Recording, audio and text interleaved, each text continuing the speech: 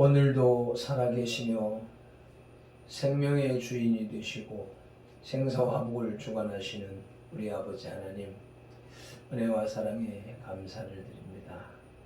오늘도 또한 새로운 한 날을 우리 앞에 열어놓으시고 생육하고 번성하고 지배하고 다스리라는 복을 주셨사오니 그 말씀을 쫓아서, 그 법을 쫓아서 이 세상을 이기는 자, 승리하는 자가 될 수 있도록 성령 하나님 도와주시옵소서.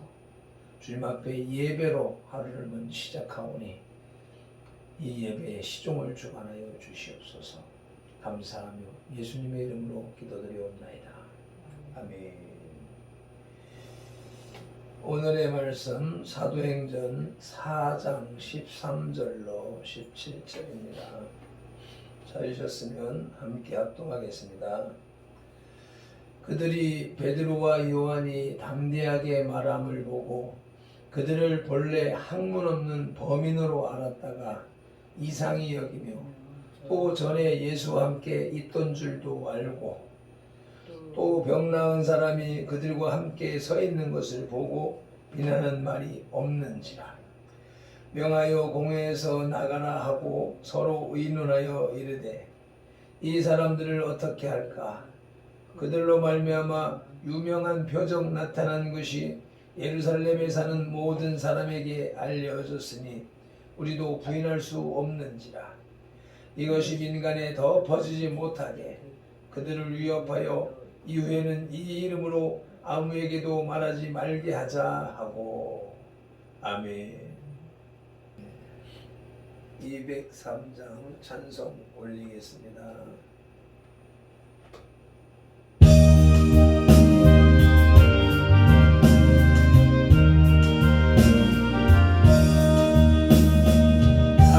하나님의 말씀은 생명의 말씀이야.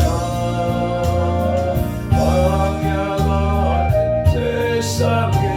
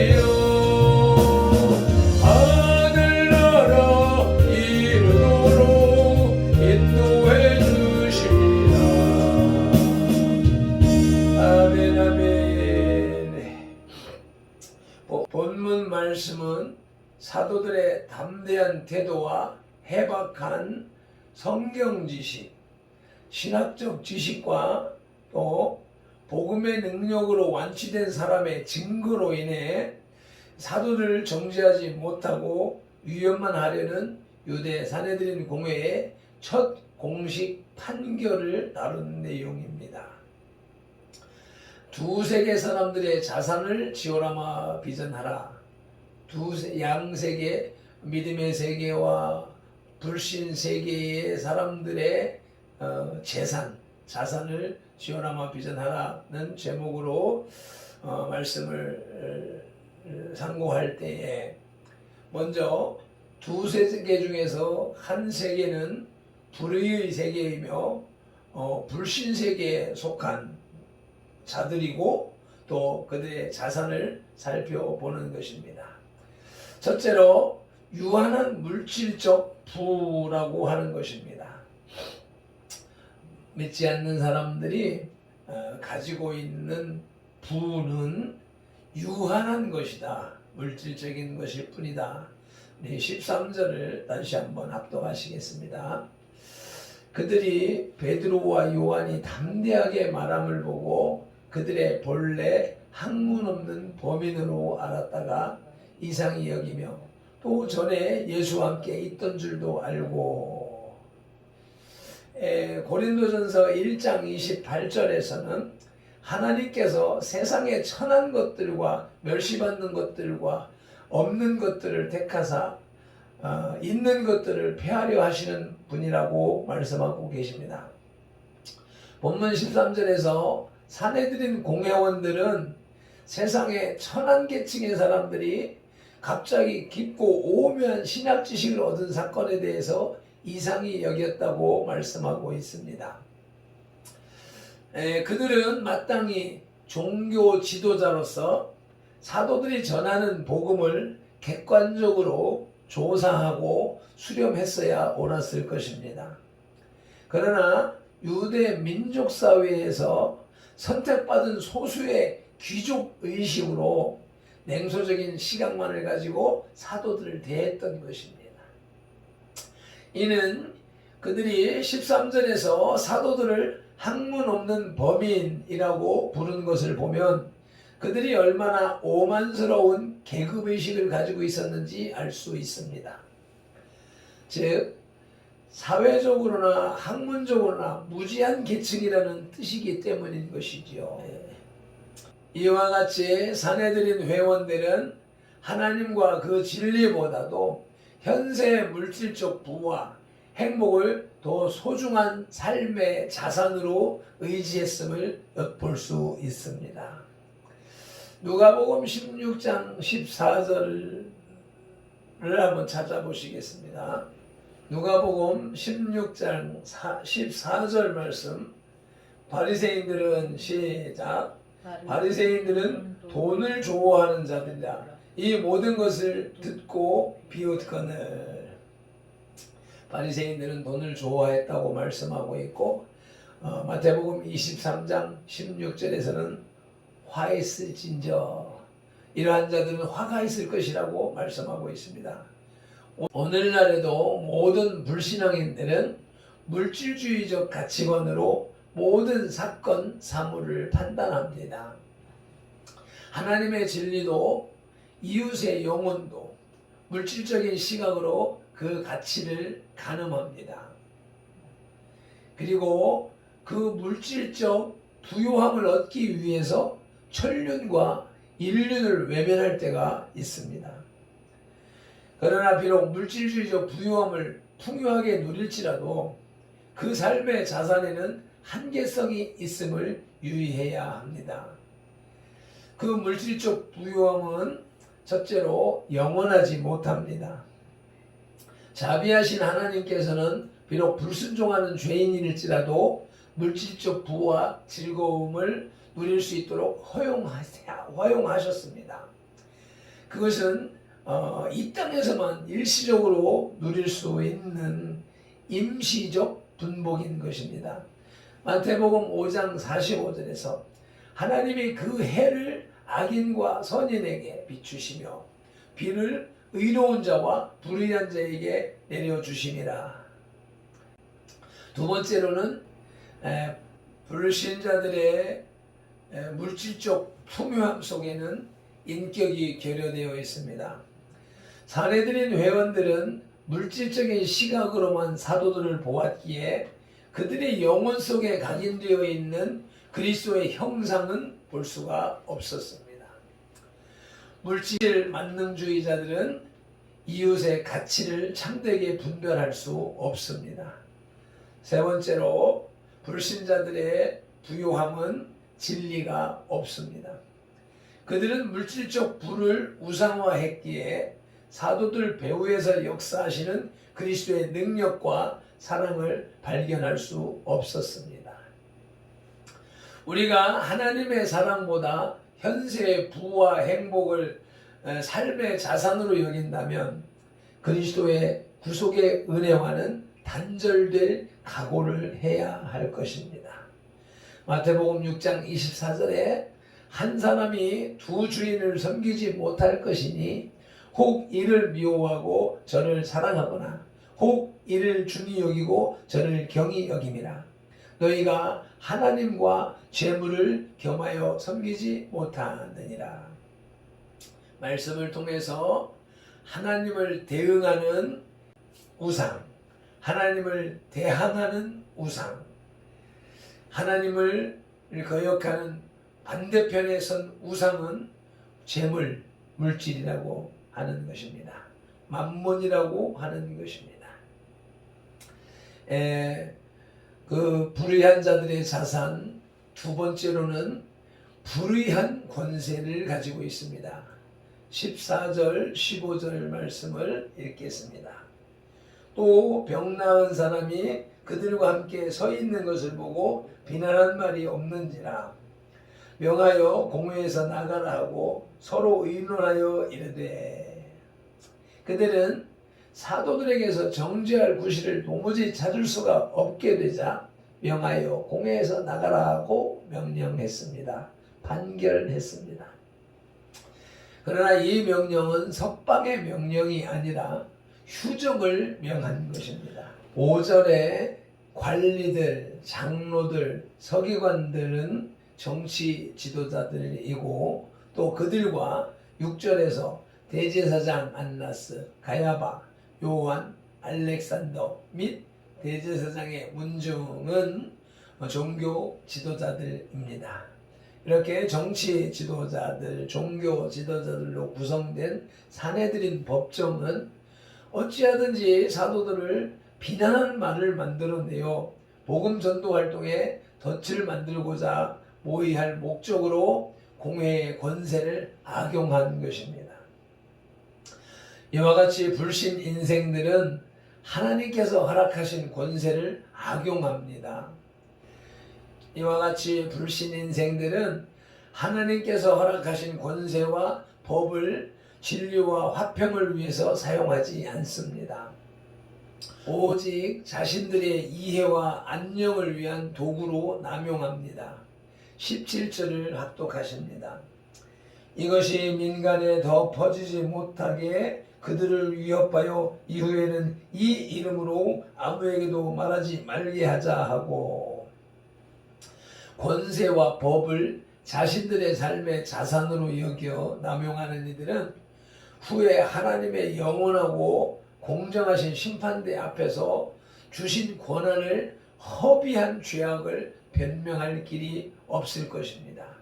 마태복음 22장 12절로 13절에서 그렇게 증거하고 있습니다. 합독하시겠습니다. 이르되 친구여 어찌하여 예복을 입지 않고 여기 들어왔느냐 하니 그가 아무 말도 못하거늘 임금이 사환들에게 말하되 그 손발을 묶어 바깥 어두운 데 내던지라. 거기서 슬피 울며 이를 갈게 되리라 하니라. 아멘. 심판대 앞에 섰을 때 변명할 수가 없습니다. 바깥 어두운 데 내어 쫓기게 된다고 말씀하고 계십니다. 세 번째, 불신자들의 자산은 사특한 개교입니다. 16절 말씀입니다. 이 사람들을 어떻게 할까? 그들로 말미암아 유명한 표적 나타나는 것이 예루살렘에 사는 모든 사람에게 알려졌으니 우리도 부인할 수 없는지라. 복음에 대한 확실한 물증과 백성들의 인기를 외면할 수 없게 되자 그들은 개교를 부려 사도들에게 생명의 위협을 가하는 것이 현재로서는 복음 전도를 무산시키는 최상의 방책이라고 의견을 모았습니다. 그리스도와 사도들의 광명 정대한 행위와 비교해 보십시다. 진리를 진리로 수용치 못하고 사특한 개교로 진리를 질식시키려는 죄악은 오늘날도 우리 주위에서 벌어지고 있는 일입니다. 전직 대통령을 둘이나 감옥에 가두고 전광훈 목사 외에 수백 명을 구속하여서 자기들의 불의를 말하지 못하게 하는 이 모습을 볼 때 베드로를 심판하는 사내들인과 별반 다를 바가 없다고 느껴집니다. 그러나 하나님의 진리는 사내들인의 계교를 무너뜨리고 오늘날 온 세계 만방과 우리들의 영혼 속에까지 자리 잡고 있습니다. 진리에 순응하는 자세야말로 인생 최고의 보람이요 삶의 영원한 자산임을 우리는 명심해야 하겠습니다. 잠언 3장 13절을 찾으시기 바랍니다. 잠언 1장 7절에는 여호와를 경외하는 것이 지식의 근본이거늘 미련한 자는 지혜와 훈계를 멸시하느니라 말씀하셨습니다. 잠언 3장 13절로 18절 말씀을 함께 합독하시겠습니다. 지혜를 얻는 자와 명철을 얻는 자는 복이 있나니 이는 지혜를 얻는 것이 은을 얻는 것보다 낫고 그 이익이 정금보다 나음이니라. 지혜는 진주보다 귀하니 내가 사모하는 모든 것으로도 이에 비교할 수 없도다. 그의 오른손에는 장수가 있고 그의 왼손에는 부귀가 있나니 그 길은 즐거운 길이요 그의 지름길은 다 평강이니라. 지혜는 그 얻는 자에게 생명나무라. 지혜를 가진 자는 복되도다. 아멘. 이러한 자산을 풍성하게 가지시기를 주의 이름으로 축복합니다. 이제 두 세계 중에 또 한 세계는 진리의 세계이며 진리에 속한 이들의 자산은 첫째로 담대한 마음입니다. 사도들은 당시 최고의 권세가들, 최고의 지혜자들 앞에서 진리이신 예수 그리스도를 13절에서 담대하게 기탄 없이 증거했습니다. 담대하게 말함은 헬라어로 모든을 의미하는 판과 연설을 뜻하는 레시아의 합성어로서 모두 남김없이 자유롭고 대담하게 말하였다는 뜻입니다. 개방적으로 말했고요, 밝히 말했고요, 신뢰감을 가지고 말했고요, 확신을 가지고 말했고요, 대담하게 말했고 솔직히 말했다는 뜻입니다. 그들은 이미 사회적인 열등감과 현세적인 생명에 연연하는 존재들이 아니었습니다. 이와 같은 담대한 삶의 자세는 우리 모든 성도들 이와 같이 담대한 삶의 자세는 우리 성도들만이 향유할 수 있는 삶의 자산이요 분기십니다. 그와 같은 능력은 오직 그리스도의 속죄와 부활을 믿고 장차 도래할 영생의 나라에 대한 확신을 가진 주님의 참제자들만이 가지고 있기 때문입니다. 진리의 세계에 속한 이들의 자산 두 번째는 고상한 지혜입니다. 사도들의 지혜에는 당대 최고의 석학들도 반박할 수 없는 고상함이 있었습니다. 바울은 빌립보서 3장 8절에서 내주 그리스도 예수를 아는 지식이 가장 고상하다고 고백했습니다. 인간이 그리스도를 안다는 자체가 최고의 지혜입니다. 그러나 모든 것을 안다 해도 그리스도를 모르면 바로 최고의 무지자가 된다는 사실을 기억해야 합니다. 그리스도의 복음 안에서 얻은 하나님의 사랑에 대한 지식, 이것이야말로 성도의 가장 큰 삶의 자산입니다. 말씀을 맺겠습니다. 막상 공회원들이 베드로와 요한을 체포하였지만 그들을 고소할 만한 아무런 죄목도 찾을 수가 없어서 다시는 예수의 이름으로 전파하지 말라는 경고만 하게 됐습니다. 시대적 요청에 의하여 이제는 성직 과정이 최하 대학원 과정을 거쳐야만 될 수 있는 상황이 되었습니다. 물론 여기에는 긍정적인 측면도 없지 않으나 성직이라는 것을 하나님의 상류 계층의 신분으로 만들게 되고 신앙보다는 인간적 학력을 그 기준점으로 두게 하는 부정적인 측면도 있습니다. 우리의 모든 지혜와 지식은 성경을 기인하여야 합니다. 하나님의 말씀에서 주어지는 지혜가 되어야 될 것입니다. 성령 하나님께서 부어주시는 참 지혜가 되어야 될 것입니다. 오늘도 그런 지혜를 누리는 하루가 되시기를 축복합니다. 기도드리겠습니다. 하나님 아버지, 은혜와 사랑에 감사를 드립니다. 베드로와 요한이 사내들인 공회에 잡혔지만 사내들인 재판정에서는 그들의 죄를 찾을 수가 없었습니다. 그러므로 그들에게 경고하여 다시는 예수 이름으로 말하지 말라고 선포하고 내어보냈습니다. 이와 같이 오늘날에도 주의 복음을 전하지 말라라는 권력이 우리 위에 있습니다. 우리를 장악하고 있습니다. 우리를 누르고 있습니다. 긍휼히 여겨 주시어서 하나님의 말씀을 마음껏 전할 수 있고 선포할 수 있고 믿고 따라갈 수 있는 자유민주주의 대한민국 예수한국 복음통일국가를 속히 완성하여 주시옵소서. 우리 선들교회 지체들의 간절한 기도를 기쁨으로 받으시고 대한민국 교회 성도들의 간절한 기도를 표명하시어서 예수한국 복음통일이 속히 이루어져 저 예루살렘을 향하여서 복음을 들고 전진해 나아가는 복음의 마지막 주자의 사명을 온전히 감당할 수 있도록 은혜를 나리어 주시옵소서. 감사하며 우리 주 예수님의 이름으로 기도드리옵나이다. 아멘.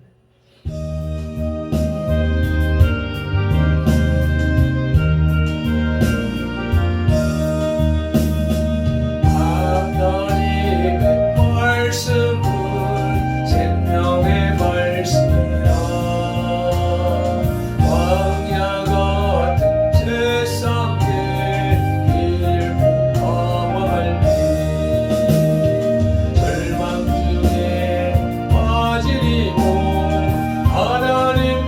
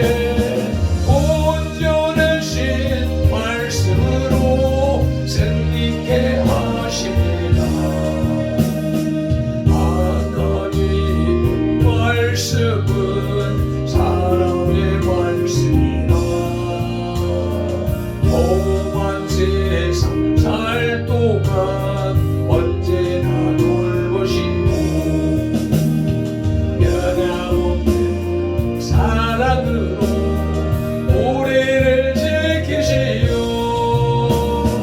하늘나라 이르도록 인도해 주십니다. 아멘 아멘. 주여 감사하면서 기도 올려드리십니다. 주여